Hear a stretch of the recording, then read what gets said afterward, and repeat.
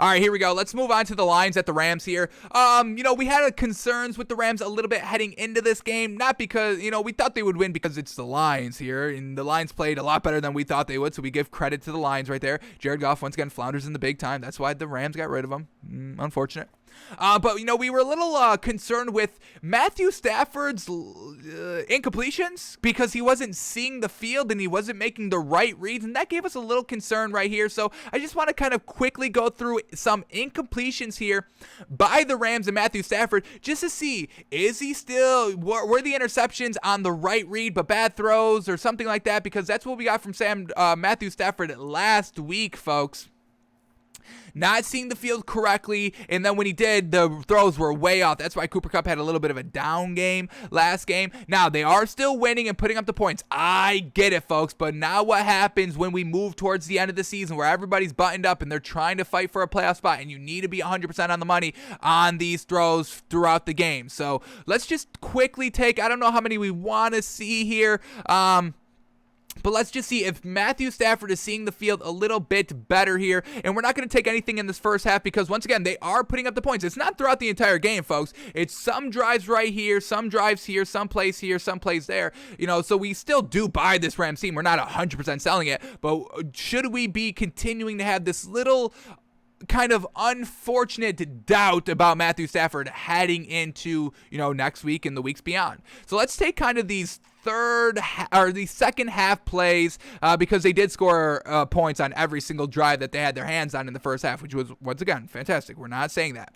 But let's get some incompletions right here and see what Matthew Stafford was throwing to and if it's a little bit better than it was last week. We had the film study for that, so if you're trying to, figure out what we're talking about, that is up on our YouTube channel. Go to Takes by Fans. We post all of our shows there, clips of the show there every day. We do every single film study. We break it down into a clip so you don't have to watch the whole thing. So get a sense of what we're kind of really talking about here with Matthew Stafford. Go back to our week 6 film studies with the Rams.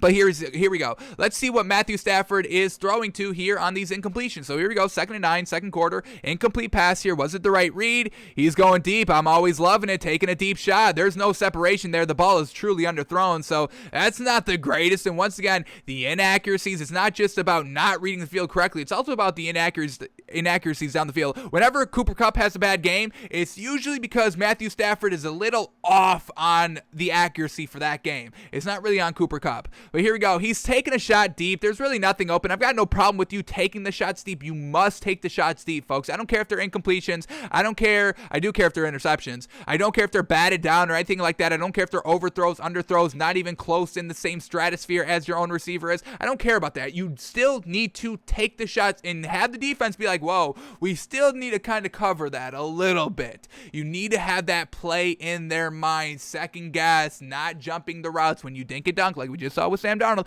They jumped the routes, and that's kind of why some passes got broken up because Sam Darnold has been dinking and dunking. They're not going deep, so they're all playing shallow. So I've got no problem with this incompletion right here. I do have a little bit of a problem with the accuracy. Really, really underthrown. I mean, what are we talking about here? I mean, we know Matthew Stafford's got a big arm.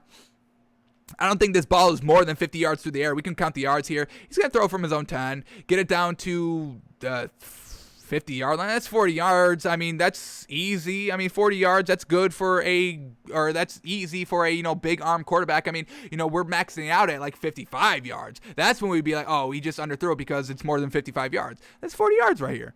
Little disappointed there. So see what we're saying? We're a little and I know not every play is going to hit big, folks. You don't have to tell me that. I understand that, folks. I truly do. But let's go to these. We got 2 incompletions back to back. Let's see how these look. Here we go. Starting to drive a little bit at their own 45-yard line. Matthew Stafford, plenty of time to throw. Takes another deep shot. And once again, overthrow there. Not really open as well. Let's see, was there anything else, anywhere else to go with this ball right here? Anything else open? You got this man running a nice little out route right there. Out routes on both sides. These deep shots are very well covered. Very well done by this Lions defense. Really solid. It's great coverage. Nothing truly open. Just tries to take a shot. Once again, no problem. No problem. I mean, that's a tough throw to make. So the accuracy right there, I don't have, a true, I mean, you've got 2 defenders right there. The other one that we just watched, one-on-one, throw it up for grabs, let your receiver go up and get it. All right, then we get another incompletion right on the next play. 2nd and 10 now. Let's see what we get here.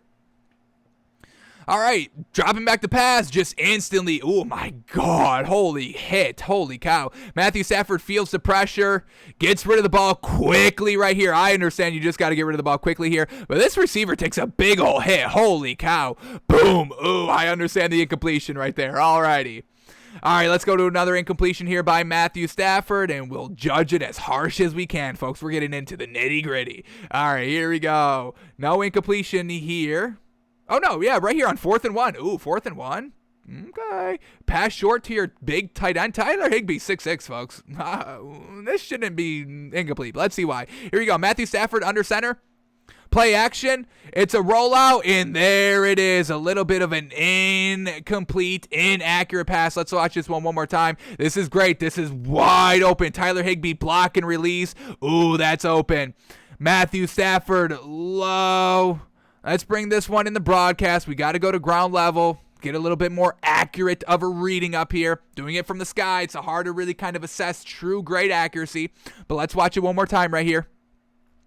Play calling shows that, Sean McVay trusts Matthew Stafford 100% on 4th and 1. They throw the ball on a 1-point game. Also trying to have Matthew Stafford single-handedly win the game against his former team and having Sean McVay be like, hey, this is what I chose over Jared Goff, and I stand by my decision by making him throw this ball on 4th and 1. I've got no problem with that. But here we go. Play action pass. That's open. Stafford. That's low. Did the defender get his hands on it? Ooh, the defender knocked it away. That's great coverage. Oh, my God. The Lions truly showed out here defensively. This was a really kind of must-win game for the Lions, obviously for Jared Goff and all that, man. Dan Campbell had this defense ready to rock. I give the Lions a lot of credit for this game right here. I think I give the Lions a lot of credit for going 0-6, folks. We see some great glimpses of hard hustle, great defense. We've never really seen the great offense here by the Lions, but if they get that offense figured out, let's see what this Lions team can do next year, folks. I think they can win at least one game next year. Absolutely. So once again, another that's a great defensive effort right there. So not on Matthew Stafford right there. Okay. Should he have thrown the ball in a different way? Like air it out, kind of float it up? Would a float have helped? No. I mean, you put it right on the money. That's just a great defensive play. Right? That's a great defensive play. Holy cow. Alrighty, so once again, we're feeling good. We're feeling better than we did last week, I would say, on Matthew Stafford. All right, let's do Okay, let's go to we'll end on these two plays. Let's watch this 2nd and 12, and let's watch this 59-yard bomb that got complete. And then we'll end it here because I think we've seen what we needed to see to kind of clarify that we are good on Sam Darnold heading into next week, but we do have to still keep in the back of my mind that we may still see it. We won't bet that way until we do see it again, but let's kind of hope we don't see it. Hopefully it's gone. But here we go. We get the incomplete here on 2nd and 12. Let's see what this looks like. Once again, they're down 2 points right here, so this is huge right here. You must hone it in at 100%. Let's see what we get here by Matthew Stafford. Drops back to pass, goes deep, and a little bit of a grab there by Cooper Kupp, and once again just airs it a little bit over Cooper Kupp's head. Let's watch this one more time. I think I went back 2 plays, so I got to go back one more. Here we go. Alrighty, let's watch this one more time. Matthew Stafford, a little bit of an overthrow here on Cooper Kupp. That's decently open. He gets tugged down a little bit, but once again, this is overthrown, folks. I mean, this is really overthrown. Not giving him a chance to go up and make a play on this ball. Let's bring this one in the sideline. We'll get a better view of it up here. See where the ball really was in relation to Cooper Kupp. Once again, just a little overthrown, a little bit on the defense, tugging on Cooper Kupp a little bit. He's not crying for a foul, not crying for a flag.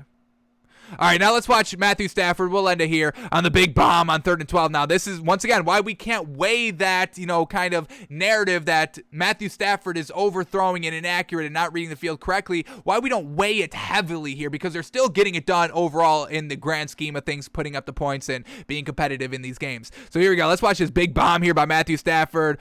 Boom, goes deep. That's wide open. He puts it right on the money, baby. Woof, that's what this team can do. This is what the team's all about. And Cooper Kupp, give this man a lot of credit, folks. a great receiver for these last 2 seasons, but truly coming into his own here and making Matthew Stafford, or helping Matthew Stafford, I should say, look like that elite quarterback that everybody knew Matthew Stafford was in Detroit, with the Megatron days and all that. And then Megatron unfortunately retired, kind of forced into it, the whole thing. But then Matthew Stafford just can't do anything. And he really couldn't do anything with Megatron either. That's how bad the team was overall. But overall, I think we're good on Matthew Stafford heading into next week. We can buy him. We're not really kind of holding on. That's kind of a 2-week-old narrative right now. So hopefully we don't see it. And if we do see it again, we will be very cautious in the next time we kind of disregard it. So Matthew Stafford here. We're still good on him. We're still good on the man. On the man. Man is still good. Man is still good.